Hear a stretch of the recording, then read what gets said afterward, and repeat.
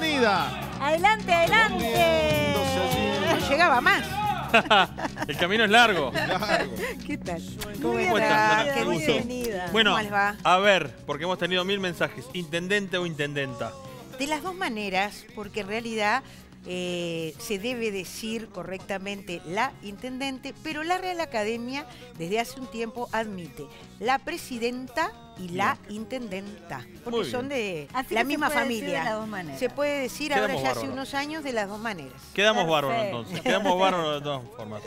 Bueno, hemos estado averiguando de tu vida y ella tiene una frase que la pinta No, entero. siempre me pone, porque este puede ser un momento un poco incómodo para algunos, Sí. pero no es tan así. El tema es que te investigamos a fondo, Ana. Eso Te es terrible, investigamos desde... Claro, ese es el problema, por eso me tira con este pardo a mí. No, te investigamos desde que te decían la tortuguita, Es verdad. Es verdad. hace tiempo. Hace muchos años. Y ¿eh? vimos cosas muy interesantes como para que nos pongamos a charlar. Pero antes te armamos una mini video con lo que nos pareció así lo más importante, lo más destacable de tu vida. Y te la queremos mostrar. ¿Querés verla? Bueno, ¿cómo Vamos no? a ver Con mucho entonces gusto. la mini biografía de Ana Olivera. Preguntando qué fue de la vida. Vienen cielos, vienen fuegos, viene a amar, viene a amar, viene a amar este Montevideo. Viene a amar, viene a amar. Bueno, con Ana nos conocimos entre el año 72-73, en Chile de referencias y en Cuba nos conocimos. Ahora tenemos Ay, una amiga que quiere hablar de vos después. Casi. Pero vamos a ir primero a la mini video donde Martín Duarte, que es nuestro productor, anda preguntándole a todo el mundo, recogiendo datos para empezar a armar un cuadro de tu vida. Pero, si Creo la que verdad está- que llegaron lejos con la investigación. No, bueno, pero eso queda para más adelante. Creo que ya está pronta la mini video. ¿Estará para mostrar. pronta? Si no, yo tengo ya una pregunta. Ana Olivera nació en Montevideo el 17 de diciembre de 1953 y se crió frente al Parque Central en el barrio La Blanqueada, por lo cual se hizo hincha de Nacional y a pesar de su altura llegó a jugar al voleibol en el cuadro de sus amores. Su padre era de origen blanco y su madre profesora de literatura y militante de izquierda, por lo cual Ana de pequeña ya la acompañaba al comité de base de la zona de La Blanqueada cuando se creó el Frente Amplio. Sí. Anita estudió en el colegio Sacré-Cœur, hizo el liceo en el Diaba y entre sus aspiraciones para el futuro estaba recibirse de arquitecta, porque le gustaba levantar casas. Pero simultáneamente a los 16 años comenzó a militar en las agrupaciones estudiantiles y se sumó al MLN Tupamaros, por lo cual fue requerida por las fuerzas conjuntas. Esto la hizo emigrar primero a Chile y vivir durante un tiempo en Cuba, donde aprendió el oficio de soldadora, de albañil y de terminadora de obra, y se sacó finalmente las ganas de levantar casas trabajando en la construcción. Bien. Vivió 7 años en Francia, trabajando de mucama en distintos hoteles y de camarera, y al regreso a nuestro país en 1984, se recibe como profesora de francés y empieza a dar clases. ¡Taxi! En 1978 se afilió al Partido Comunista y en 1994 ingresa a la Intendencia de Montevideo para encargarse del Departamento de Descentralización. En el 2004 fue designada subsecretaria del Ministerio de Desarrollo Social y desde el 2010 se convirtió en la primera intendenta de Montevideo. Entre otras cosas, Ana siempre fue muy coqueta y se dice que rompió muchos corazones en Cuba usando su minifalda y mostrando sus piernas. Obviamente. Aunque nunca se acostumbró a los 12 centímetros de tacos altos que tenía que usar. Si se tuviera que comparar con un animal sería un lagarto Hola. porque ama el sol, aunque también le llegaron a decir la tortuguita porque es bajita y de paso corto. Tiene un hijo y una nieta de nombre indígena llamada Aboiré, que significa tarde tranquila, cosa que Ana nunca tiene, y se ha hecho famosa por ser la primera heladera que ganó una contienda electoral, y todavía con los pelos pintados de rojo. Aunque lo curioso del asunto es que la peluquería de la cual Ana es fiel desde hace muchos años y en donde le tiñeron el pelo, Dígame. lleva como nombre Peluquería Gris. Viene a ponerse cómoda esta tarde Ana Olivera. ¿Cómo estuvo ahí? Bien. Se admiten críticas y errores. Hay algún pequeño detalle, pero... Correginos, Ana. Digo, después les iré diciendo, pero digo, en Francia, además de los primeros meses, que es eso que plantea allí, trabajé en la Embajada Cubana en Francia. Mira. Fue una etapa bien interesante porque, bueno, conocí al hijo Carpentier, a Cortázar, este año que estamos cumpliendo Los 100 años. los 100 años. a Wilfredo Lam, el pintor, así que fue una etapa bien interesante en mi vida, y el padre de mi hijo, que no es nada menor. No, para nada. Hoy te animaste a los tacos, que decía ahí que no había podido con los tacos de 12 centímetros, hoy te animaste. No, pero eso dice que no podía en Cuba, lo cual no es verdad tampoco. Lo que pasa es que en el comentario que hace ahí de las minifaldas, yo tengo las piernas gordas, incluyendo cuando era más delgada, tenía las piernas, algunos diría de puntero izquierdo, yo digo de levantadora del voleibol, claro. ¿no? Entonces, en realidad, en Cuba, la pierna gorda es un atributo, no es un defecto.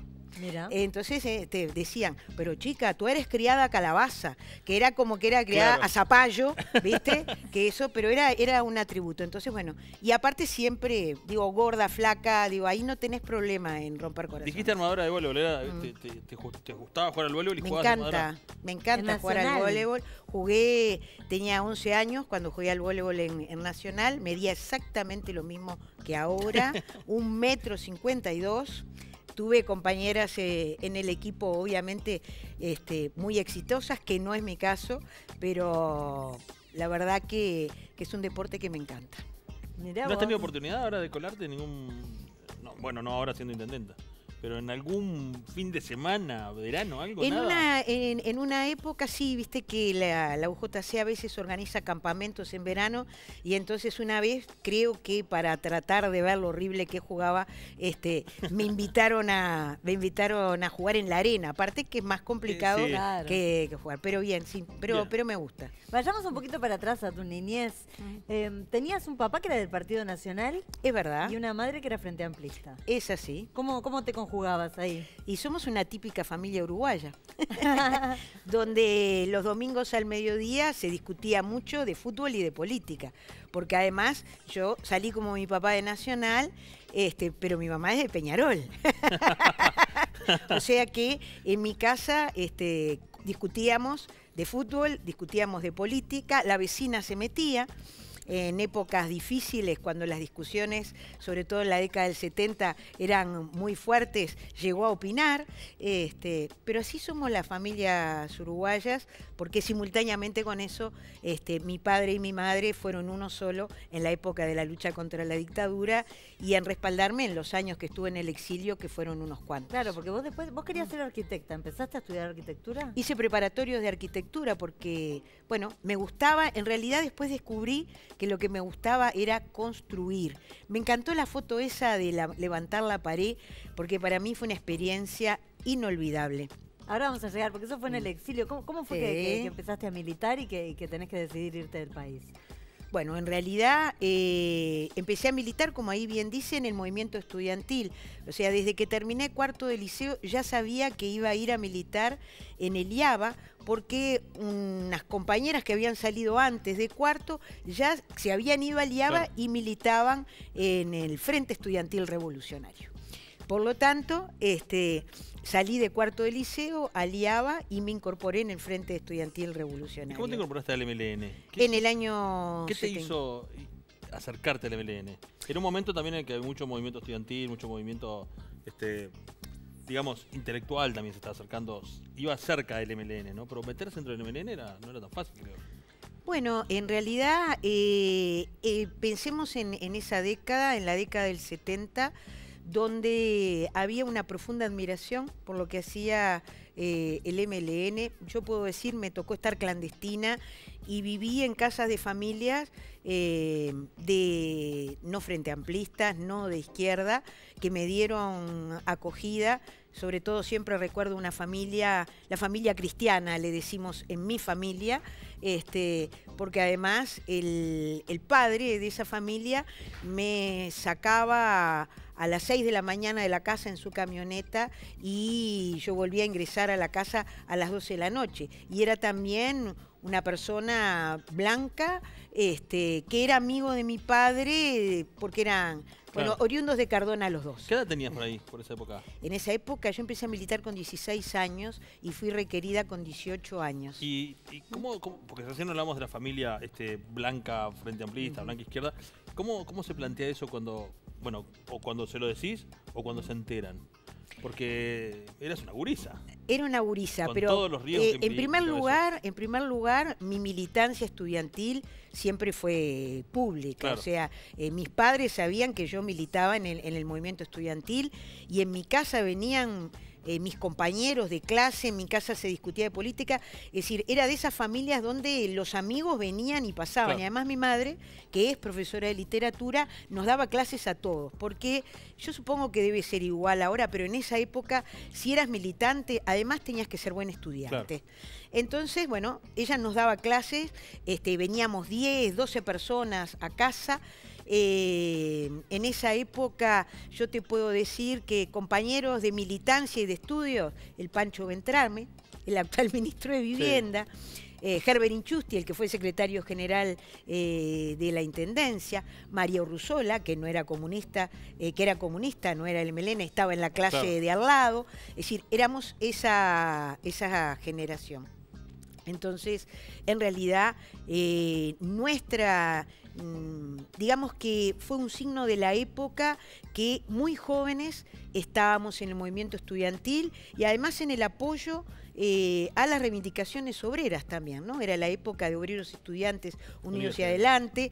En esa época apoyábamos y respaldábamos los conflictos, y mis padres se enteraban, porque imagínate que una vuelta nos estábamos en la puerta de Funza, hicimos toda una marcha por 8 de octubre y había habido una película en esa época, creo que se llamaba Las Fresas de la Amargura.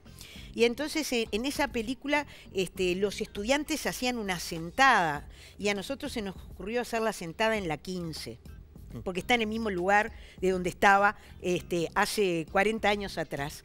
Y entonces, bueno, de esa sentada yo iba con mi tabla de arquitectura, o sea que imagínate, 1,52 m con la tabla de arquitectura, corriendo porque vinieron los guanacos, o sea, lanzaaguas, nos tiraban contra las vidrieras y yo corriendo con mi con la tabla de dibujo. con mi tabla de dibujo. Bueno, o sea que por lo tanto eso era muy difícil que en mi casa Claro. llegada mojada de arriba abajo, no Sin supieran decir nada, que estaba haciendo. ¿Y cómo te vas a Chile? Primero te vas a Chile antes que a Cuba. Me fui a Chile antes que a Cuba, efectivamente. Estuve clandestina cerca de 2 meses, un invierno muy duro, el invierno del año 72. Tengo muchos recuerdos de mucha gente que me ayudó muchísimo, no solo la familia cristiana, una casa en el Buceo. Cuando en esa casa esa casa del Buceo ya no podíamos estar más, estaba un compañero que murió, el Goyo Pérez Lutz, en esos mismos días, ahora en agosto se cumplió fecha de su muerte, y bueno, terminé durmiendo en el cementerio del Buceo, en la Honda, es decir, dábamos vueltas porque ya era un momento donde había muy pocos lugares donde uno podía estar, y por lo tanto, bueno, nos dijeron que teníamos 2 opciones, o quedarnos a esperar que vinieran a buscarnos o irnos. Y yo creo que en ese momento a los más jóvenes, porque imagínate que tenía 18 años, pero éramos muchos de esa edad y muchas de esa edad, yo creo que nos dejaron irnos a todos, porque el día que me fui en el vapor de la carrera, éramos muchos que nos encontramos en ese barco. Estuve primero, hicimos Buenos Aires, Chile, estuve 6 meses en Chile y siempre pensando en volver, porque como dice mi madre, te fuiste por 3 meses y volviste a los 12 años. Entonces Increíble. uno pensaba que al revés, que esto se iba a arreglar, que, ¿no? Sí, claro. Es decir, y al revés cada vez fue más intenso, viene el golpe, viene el golpe en Chile, o sea, ¿no? Esto después en Chile. toman las dimensiones que va tomando, es decir, un plan que es para toda la región, Claro. y no es solo el Uruguay, ¿no? Te decía, estábamos en Chile y recién veíamos un anticipo nada más de Sarita, que la Sí. fuimos a buscar para que cuente alguna historia y justamente está vinculado a Chile. Mirá. Y vamos a ver qué cuenta. A ver qué Está dice. bien. Bueno, con Ana nos conocimos entre el año 72-73, en Chile de referencias y en Cuba nos conocimos. Yo te puedo decir que no somos amigas, somos como hermanas. Al mismo tiempo que nosotras nos hicimos amigas allá, nuestras madres acá en Montevideo también se hicieron amigas y fueron entre ellas muy solidarias. Sí, compartimos muchísimos trabajos. en París hemos sido famosas, ella y yo y 2 amigas más, las 4 juntas, trabajando en hoteles, de muchas estrellas, de pocas, de las que sea, porque éramos como una banda, nos decían, éramos conocidas. Si alguien tocaba a uno de nosotros, nos íbamos todas. Si me trataban mal a mí, nos íbamos las 4. Si no nos dieron un aumento para el 24 de diciembre, nos íbamos de huelga, porque había mucha demanda en aquel momento y nosotras veníamos con experiencia. Y en un hotel de 5 estrellas éramos mucamas. Teníamos una compañera de origen portugués, que era como nosotros, trabajaba, Un día la pobre muchacha llegó enferma y nosotros le dijimos, y de eso Ana te va a acordar muy bien, andate a tu casa, nosotros te cubrimos las habitaciones. Ella no quería, pero se fue. Lo cómico, y eso Ana se va a acordar mucho, fue cuando el gerente nos va a pagar. Éramos jornaleras, cada día que trabajábamos nos pagaban. Entonces cuando el hombre nos va a pagar, dice, y esto es para ustedes, para el jornal de la otra muchacha. Le dijimos, no, usted no entendió, le hicimos el trabajo, el jornal es de ella. No, pero ustedes lo trabajaron. No, ustedes no entendieron. No, le dice Ana, que no entendió es usted. Se lo da mañana a ella. Y el hombre nos dijo, pero son comunistas en serio, yo no entiendo. Y no le agarramos el dinero. Y el otro día, la muchacha por suerte estaba mejor, se reincorporó y cobró su jornal. Y el hombre seguía diciendo que no entendía por qué hacíamos eso. Una época de muchos trabajos y pasamos por algunos lugares del mundo. ¿Cómo es esto en Cuba? ¿Cómo te vinculás a esos oficios que te terminan haciendo construir casas? Todos los uruguayos que estuvimos en Cuba trabajamos en la construcción. Hay una anécdota muy linda porque nuestras brigadas trabajaron en la recuperación de Tarará, donde después los uruguayos que estuvieron operándose de cataratas en Cuba realizaban allí su pre- y posoperatorio. Bueno, ese lugar, que era un viejo balneario que fue abandonado por los que se fueron de Cuba en el 59, una brigada de uruguayos lo recuperamos y lo transformamos en un campamento para niños, donde los niños, era su colonia de vacaciones, donde había anfiteatros, salones de la innovación, lugares donde se jugaba al ajedrez, bueno, los comedores, las casas habitación, y allí trabajamos muchísimos. Trabajamos en lo que era el plan de microbrigadas, y por eso te hacía el cuento de lo de poner ladrillos, porque hicimos de todo. O sea, yo empecé haciendo mezcla, cargando carretillas. Tengo físico como para eso. Era buena. Del voleibol, algo me servía. Claro, buenos brazos. Buenos brazos. Y entonces, en realidad, me ascienden a trabajar y a aprender el oficio de albañil. Dicho sea de paso, hoy en este país hay 2.000 mujeres que trabajan en la construcción y me siento parte de eso, y cada totalmente. Vez más, ¿no? Y cada vez más, porque los cubanos tenían una frase, decían, la mujer es más curiosa que el hombre, que no quiere decir que averigüe más, sino que quiere decir que es más detallista. Claro. Por lo tanto, para la tarea finalista éramos preferidas, es decir, para colocación de azulejo, para colocación de piso. Es decir, pero la primera vez que me tocó levantar una pared, lo levanté con una uruguaya, Marisa Adamo, y en realidad levantábamos una pared que se llama de citarón, es decir, una pared de carga, una pared doble. Entonces la levantábamos entre las dos. Era la primera vez, o sea, era ella la que me enseñaba a mí a levantar la pared. Y entonces yo me levanté después, terminó toda la tarea, la jornada, esto, lo otro. Es decir, al otro día cuando me levanto había soñado toda la noche que levantaba, que ponía ladrillos. O sea que me levanté agotada. Nunca más me voy a olvidar del primer día que me tocó levantar una pared. Pero bueno, todos lo hicimos. Después tuve otra etapa en que trabajé en una fábrica de tubos para acueducto, la fábrica Comandante Pinares, y ahí fue que trabajé aprendiendo a soldar. Hicimos todo el juego de la cocina, todas las sillas, las mesas, todas. Vos tenés una buena caja de herramientas en tu casa. ¿O todo eso sí. quedó atrás? Bueno, tengo una buena caja de herramientas, pero a veces me gustaría tener más tiempo para hacer esas cosas que Para me gustan. Pero en soldar. todo caso me desenvuelvo. Y después te fuiste a Francia. Después me fui a Francia, Ahí lo que contaba efectivamente. tu amiga de que Después trabajaste como me, mucama. después me fui a Francia porque, entre otras cosas, estaba todo preparado para volver a la Argentina. Eso que cuenta Sara es tal cual ella dice, hay un grupo de madres y padres que no se conocían hasta que nosotras nos fuimos del país y empiezan a nuclearse. Porque, bueno, cuando van a buscar a una, van a buscar a otra, preguntan. Con algunas éramos compañeras de estudio. No es el caso de Sara, que no es por nada, es mayor que yo y era estudiante avanzada de notariado.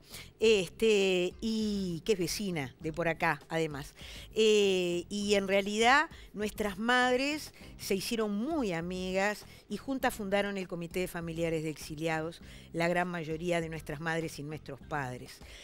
Por eso yo decía respecto a mi padre, porque mi padre es bien interesante. Mi padre en el Comité de Familiares de Exiliados le decían el Blanquín. El blanquín. Mira. Sí, y él le decía a otro amigo, Nelson, le decía el bolchín. Pero tenía eso, ¿no? De la batalla contra la dictadura, de ese objetivo que era tan importante. Y entonces, bueno, en realidad no pudimos porque se da el golpe en Argentina y yo ya llevaba 4 años sin ver a mi familia. Por lo tanto, tenemos la opción de salir para reencontrarnos con nuestra familia, pensando en acercarnos, y yo hablaba y escribía francés correctamente, lo cual me iba a permitir poder desenvolverme. Claro. Por eso elegí ir a Francia. Trabajamos el primer año, como cuenta Sara. ¿Cómo cuando decís elegí, qué hacían? ¿Llegaban sin trabajo, sin nada, o era a través de las embajadas? No, llegábamos sin trabajo. Yo a la semana estaba trabajando. Es decir, como cuenta Sara, en trabajo temporario, aparte íbamos cambiando una semana, otra. Los 7 años que viví en Francia no dejé de trabajar nunca. Cuando me fui del hotel, me fui para trabajar en el correo, en el centro de separación, de se llama, de triage, en París, Brune. Y de ahí me fui a trabajar a la embajada cubana. O sea, siempre con alguna tarea. Siempre estuve, nunca, tengo 7 años aportados a la seguridad social en Mirá Francia. vos. Bueno, le pedimos a Sara, a tu amiga que te hiciera una pregunta, quedó una pregunta Ay, pendiente. Ahí vamos a Sara. ver qué dice. Sí. Bueno, hola amiga, mirá los líos que me metés yo con la televisión, que yo no tengo tu training, pero bueno, acá estoy con los muchachos. Yo te quería decir que te recuerdes cuando trabajábamos en Cuba en las brigadas de la construcción, vos no trabajabas a la par de un hombre, trabajabas más que los hombres. Y nosotros, los hombres y las mujeres, te tenemos miedo a vos como compañera de trabajo, porque sos inagotable. Cada 2 años puedes decir, hoy estoy cansada. No sé cómo haces, amiga, siempre te digo, descansa.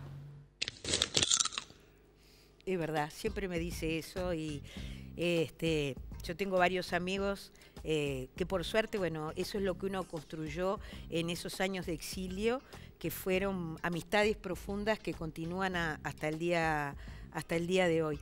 Y entonces tengo un amigo que trabajó, 2 amigos que trabajaron conmigo en la última etapa en Cuba, que trabajábamos en dirección de obra, hicimos un curso de técnico medio, como dicen los cubanos, y aprendíamos los trucos de la albañilería en las horas de trabajo voluntario. Ahí me perfeccioné en colocar piso. Entonces, bueno, hay un amigo que dice, trabajo con cualquiera, menos con vos. ¿Es cierto que no. que te pusiste muy contenta cuando conseguiste una secretaria que te trabaja los sábados también? Es verdad. Es verdad, es el día que trabajo, digo yo, porque todos los días uno tiene muchísima tarea, uno recibe mucha gente, el teléfono, los correos electrónicos, las recorridas, y el sábado es el día de pensar, es el día de mirar los expedientes complicados, porque todos mis compañeros de trabajo, todo el equipo sabe que una de las frases, que también era una frase en el Ministerio de Desarrollo Social, y es que cada expediente es una persona. Entonces hay expedientes que son de mero trámite. Claro. Igual hay que mirarlos porque cuando uno pone la firma está afectando para bien o para mal a alguien. Eso es seguro. Claro. Pero hay otros que son esos, que son voluminosos, que son muy complicados y que cuesta entenderlos. Entonces esos son los que quedan para el sábado. El sábado aprovecho para reuniones complejas porque uno está más distendido, le puede dedicar más tiempo, no es una por hora. Claro. Entonces, bueno, es una de las secretarias que tengo, es una secretaria que hace mucho tiempo nos acompaña porque fue secretaria de Marina Arismendi también en el Mides, nos conocemos hace muchos años y tengo 2 secretarios que son funcionarios de carrera de la Intendencia de Montevideo. Una de ellas fue secretaria mía en la otra etapa. Yo estuve 10 años antes en la Intendencia, en el Departamento de Centralización. O sea que es una gran ventaja trabajar con alguien que ya te conoce. Claro. Que te conoce cuando estás de mejor humor, cuando estás de peor humor, cuando estás más exigente, cuando viniste con la sangre dulce, como digo yo, porque vi a mi nieta. Y entonces, bueno, ella trabajaba los sábados en el municipio en el que estaba cuando la traje a trabajar conmigo y por lo tanto continúa dándome una mano y apoyándome los sábados. Contá la historia del mechón rojo. La verdad que es una historia que me gusta. No me lo voy a poder sacar, además, como todos dicen, hasta que termine el mandato. Pero en realidad la historia del mechón rojo comenzó en el Ministerio de Desarrollo Social. Ustedes saben que yo no iba a ser la intendenta, iba a ser la ministra. Y bueno, estando en el Ministerio de Desarrollo Social, llega Marichu, llena de mechones, no sé cuánto, no sé qué, y entonces dice, tenés que hacerte algo así, ¿no? ¿Viste eso cuando te dicen a que no te da la nafta? Fue como un desafío. Más, no o te menos, animás? Sí. más o menos eso. Entonces, Gris, mi peluquera desde hace muchos años, desde el año 94, me hizo un mechón rojo y 2 amarillos, uno a cada lado. Entonces aparecí, ¿no? Después de aquello de que no te da la nafta con los mechones, y entonces en esos días aparece el tema de que voy a ser candidata a la intendencia, no sé cuánto, no sé qué, entonces bueno, ahora no te lo podés sacar. Porque Marina me dice, ¿vos te acordás de doña Alba? Dice, ¿vos te acordás cuando la fuimos a ver allá en el 92? ¿Qué fue lo que nos dijo? Dice, las mujeres en política son invisibles. Si ustedes no se dieron cuenta que yo siempre uso los ojos muy pintados de negro, las caravanas bien rojas, porque esa es una manera de que te identifiquen. Dice Marina, ¿vos te imaginás que a mí y a Mónica Javier nos confundían en el Senado? No. Y a mí me decían Mónica y a Mónica le decían Marina. Es tremendo. Bueno, yo les puedo decir que eso sigue haciendo hasta el día de hoy. A Mónica le dicen Ana, a Ana le dicen Mónica, a Susana Muñiz le dicen Ana, le dicen Mónica, parecemos intercambiables. Por eso ahora viste que me estoy dejando el pelo un poquito más largo, porque como todas usamos melenita, parece que somos todas iguales. Así que la historia del mechón, para no pasar desapercibida. es el tema de la invisibilidad de las mujeres en la política. Muy bien. Bueno, tenemos un periodista que te quiere hacer una pregunta, Aquí Ana, atrás. Ramiro Espinosa. ¿Qué No sé. tal? ¿Qué tal, Ana? Aquí Ramiro Espinosa te habla, aquí en el agujerito acá, que estoy. Ahí está. Después te quería hacer una consulta, que tengo unos problemas acá de saneamiento en el agujero. Si me podés ahí apurar un trámite. No, Ramiro, no. No, eso no. Bueno, Nada de provecho propio. Ana, te quiero preguntar de tu época como albañil. O albañila, no sé cómo se dice. Si es Ese se puede decir albañila. albañila, perfecto. De tu época como albañila. Lo que te quiero preguntar es, ¿qué tipo de piropo le gritabas a los chicos que pasaban cerca de la obra? Y te voy a dar 3 opciones. Cuidado, Ramiro. Con cuidado. El tema del cuidado no está muy claro en esta pregunta ahora. Bueno, así que después elegís una opción que te parece a vos, Ana. ¿Está bien? Bueno, vamos con la primera. 1. Con esos ravioles comemos una semana. No, Ramiro. ¿Qué voy a hacer? 2. Estoy buscando el tocador de damas. ¿Sos vos? Pusimos galanes, ¿viste? Para inspirar. Y 3. Ay. Wow. Papito, ¡Epa! pegame y decime Mabel Lolo.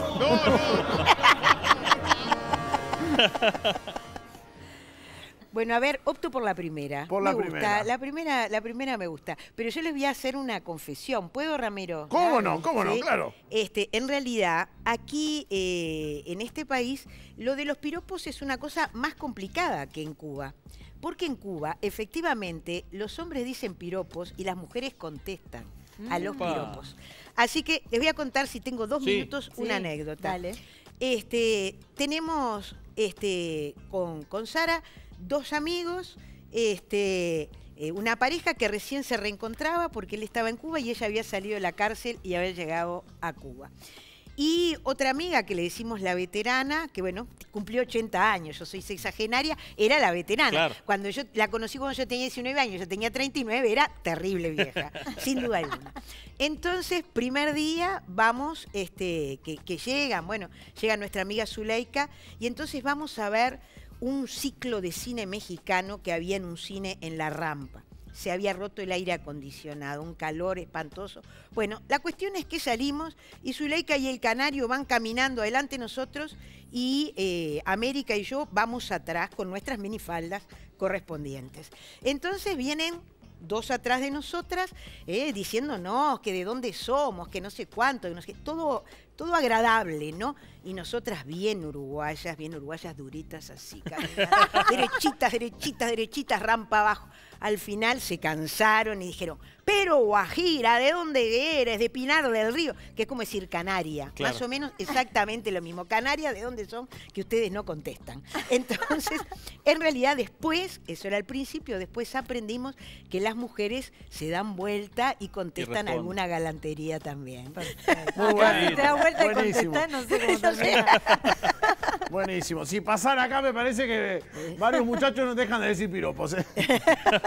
Chau, Ana, muchas gracias. Gracias, Ramiro. Hasta Bueno, luego, vamos Ramiro. a hacer una pausa. A la vuelta se viene tu pregunta. La pregunta de la gente, después se viene la pregunta incómoda. Ya venimos. Un saludo para Lucía de Flor de Maroñas, Milton de Colón, Alberto de Pajas Blancas, Ángela Méndez de Sayago y Raquel de Salto. Enseguida volvemos. No sé si has cambiado de opinión y no te vas. Si tu vuelo de las 3 cancelarás. Como me invento arte de magia, como logro que me ames mucho más. Sé que tal vez no lo digas. Enseguida volvemos con Ponete Cómodo. Prepárate para vivir la experiencia de lo real. Para compartir historias de nuestro continente. 16 documentales latinoamericanos. 20 televisoras públicas. 16 países. Una serie. Desde el 31 de agosto, Doc TV Latinoamérica. Vale la pena que la mires. Llegó factura 0 kilómetro. Ahora todos los clientes de Antel que están al día con su factura pueden ganar. Sorteamos 5 autos Chevrolet Spark 0 kilómetro. Informate más en antel.com.uy. Antel, avanzamos juntos.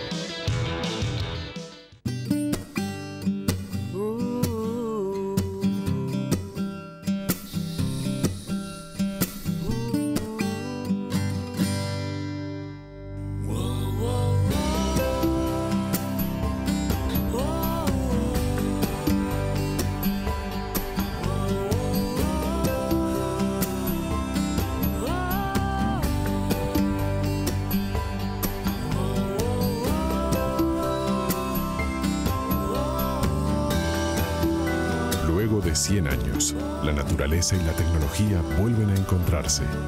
UTE presenta la primera flota eléctrica del país. Es el comienzo de una nueva era. Bienvenidos. UTE, la energía que nos une. Seguimos con Ponete Cómodo. Un saludo para Sonia de Reducto, Daniel de San Francisco, Carlos de Mercedes, Roberto de Parque Lecoq y Gerardo del Buceo. Bueno, muy bien, tengo por acá la pregunta de la gente, es de Hilda. Dice, ¿cuál cree que fue el logro más grande de su gestión y cuál fue su mayor falencia? A ver, ¿en serio o en broma? Tengo que contestar. Como quiera. Es la pregunta de Hilda, me parece que es en serio. Es en serio. Bueno, en primer lugar, creo que desde el punto de vista de aquellas cosas que costaban más conseguir, el haber logrado la inauguración del Hotel Carrasco después de 20 años de cerrado, creo que es una de las cosas más importantes. Sí. Y en segundo lugar diría que el mercado agrícola de Montevideo, porque son dos recuperaciones patrimoniales, una hecha por un privado y otra hecha íntegramente desde lo público, demostrando que lo público puede ser de calidad. La carencia más grande dejó de ser la limpieza de la ciudad. Creo que dimos vuelta a la página de la limpieza de la ciudad y tenemos un enorme desafío aún con el tema del tránsito de Montevideo, en el que no es mía personal, creo que es de la gestión y de lograr la complicidad de los ciudadanos para resolverla. ¿Es cierto que el mayor dolor de cabeza de su gestión fue el corredor Garzón? En cierta manera sí, sobre todo porque nadie hace una obra de tal envergadura pensando que puede perjudicar, y creo que no hay nada más terrible que sentir que uno perjudicó, sobre todo a los vecinos de Lesica. Yo estaba en el Mercadito de la Abundancia comiendo con esa secretaria que va los sábados, habíamos salido a comer algo y se acercó una señora y me dice, la verdad que le tengo que agradecer, dice, porque yo vivo en Colón. Le digo, ¿qué cosa? Dice, el corredor Garzón. Yo me quedé así mirándola. Entonces me dice, no se me notó la ironía, ¿verdad? No, la verdad que no, una mujer sumamente respetuosa. Entonces se sentó con nosotras a conversar. Es decir, y eso, mucha gente como ella, que lo hizo desde ese lugar del respeto, nos permitió superar el corredor Garzón, nos permitió resolver la cantidad de tiempo más que las personas ponían, que ya no lo ponen, nos permitió abordar el tema de la terminal de otra manera y seguimos trabajando para que la terminal sea de utilidad, es decir, y trabajando para que los semáforos, más allá de que van a quedar, hoy están ajustados manualmente, bueno, pero esperamos tener el centro de control de tráfico para que sean de manera inteligente, como se dice ahora. Bueno, Fernando, es una pena porque inteligente era justo al pie, pero viene Diego Weisbrot con una pregunta incómoda. Cambiemos la palabra entonces. Llega el momento más aterrador de la televisión nacional. Llega el sátrapa de Diego Weisbrot, que no le importa nada por más que se haga, que le sigue, que no. Llega con su momento incómodo. Anita, ¿cómo anda, Ana? ¿Todo bien? Bien, fantástico. Permiso, porque está relacionado. Ay, pensé que le iba a besar la mano. No, quería oler el tema del perfume, porque hay una particularidad. Cuando Ana trabajaba en Francia, una vez que estaba trabajando y empezaron a sentir un extraño aroma en su lugar de trabajo. Resulta que Ana se había estado poniendo perfume durante todo el tiempo y nada más ni nada menos que perfume aroma pachuli, que como todos sabemos es muy similar al olor de la marihuana. Entonces se acercaron y le dijeron, Ana, ¿tú por casualidad no vamos a hablar de eso? No, ¿para qué? Es la intendenta, Diego, por favor, controlate. más respeto, señores. Ya que mencionamos el corredor Garzón y el tránsito, y que tú me decías que era una de las carencias de Montevideo, vamos a hablar del tránsito, pero no desde el lado de la intendenta Ana Olivera, sino de Ana Olivera como conductora. Todos sabemos que no maneja. El intendente tiene un chofer, por lo tanto, tranquilamente no necesita ir manejando. Claro. Además, yo recuerdo muy bien, porque tengo muy buena memoria, que durante la campaña para la intendencia, ella andaba en ómnibus y se la podía ver en el transporte capitalino. Nuevamente, Ana no maneja. Pero, una vez que quiso aprender a manejar. Eso no fue aquí en nuestro país, eso sucedió en la ciudad de París. Ana quería manejar y un amigo se ofreció a enseñarle. Muy bien. Por eso, la pregunta para Ana Olivera al volante es, ¿cómo te fue en esa clase de manejo? cómo terminaste y si hiciste alguna promesa de no volver a manejar. Primero que nada, es muy conocida la persona que me quiso enseñar a manejar. ¿Sí? Es un fotógrafo muy conocido, Opa. Jorge Amial, Ah, claro. que me prestó su Renoleta. Una Renoleta en esa época que tenía... Esos cambios así Eso de de canal. cambio, así está. Y además no era solo conmigo, era conmigo y su señora. Ajá. O sea que éramos de a dos. Y entonces fue sencillo porque yo choqué de adelante y ella le chocó de atrás. Pero pará, ¿no fue un estacionamiento vacío? Fue en algo el, así? sí, fue como si fuera en el mercado modelo Sí. de aquí. Es en Roissy, que es el mercado que estaba vacío el domingo, por lo tanto uno podía aprender las maniobras de marcha atrás, de estacionamiento. Bueno, intentando estacionar, terminé Túcate. exactamente. Así que se lo maquillaron de Delante y adelante. atrás. Quedó Y precioso. Quedó parejito, y quedó aparte parejito. Beatriz le dice, bueno, si igual tenías que llevarlo al taller. Pero sigue siendo su esposa después de... A y pesar esto, del choque. Esto sucedió hace 30 y pico de años. Los fierros pasan las mujeres. Qué Sí, impresionante, sí, qué sí. impresionante. Un placer haberte tenido por aquí, de verdad. Muchas gracias por este rato para poder conversar. ¿Pasaste lindo? Yo pasé fantástico, les agradezco enormemente porque aparte yo soy muy agradecida de la vida. Tú me decías recién, qué increíble. De verdad que me tocaron cosas que en mi vida me imaginé vivir, pero siempre tuve mucho apoyo, mucha solidaridad de gente increíble y por eso tengo muchas familias, además de mi familia que siempre me apoyó mucho. ¿Te Muchísimas llevas gracias. la mascota del programa del Vivero Pachamama? ¿Para tu bueno. casa o para la intendencia? Bueno, Para tu muchas escritorio. gracias, muchas gracias. Tengo varias. En mi casa tengo malbones porque soy un amante de los malbones. lindo. Mira vos. Le voy a poner ahí. Muchas gracias.